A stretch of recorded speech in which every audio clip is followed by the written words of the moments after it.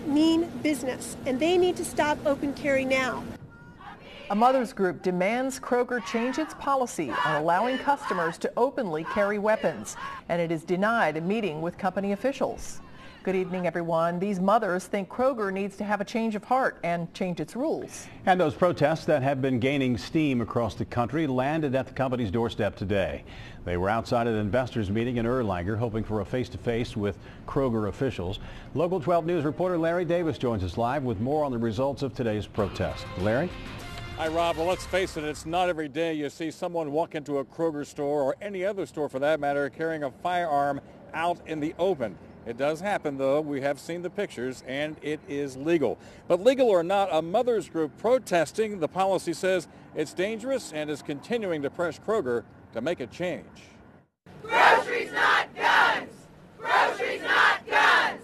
Groceries, not guns! Members of the group Moms Demand Action came from all over the country, demanding a meeting with Kroger officials. They wanted to convince them to change their policy, allowing the open carry of firearms inside their stores. Kroger is the largest retailer of groceries in the United States.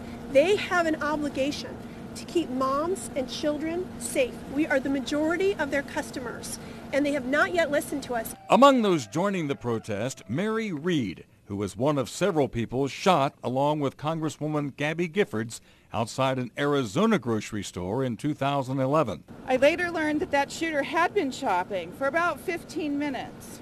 He walked past those magazines, past the produce, through those automatic doors, and within 2 strides began firing into a crowd. Not to be outdone, a small group of counter-protesters supported Kroger's position.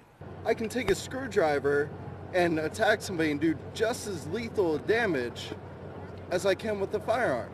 We're carrying legal guns, we're going to proper training, and we're trying to keep our families safe, and if it comes down to keep our country safe.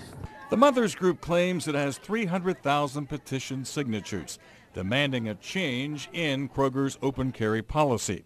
Michelle Mueller says the Cincinnati chapter is picking up support. When we had an event in Clifton at Clifton Fest, in one day we had 384 new members that pledged to vote gun sense at the election on November 4th. Despite demands for a meeting, those attending the Kroger investors session left on buses without talking to protesters.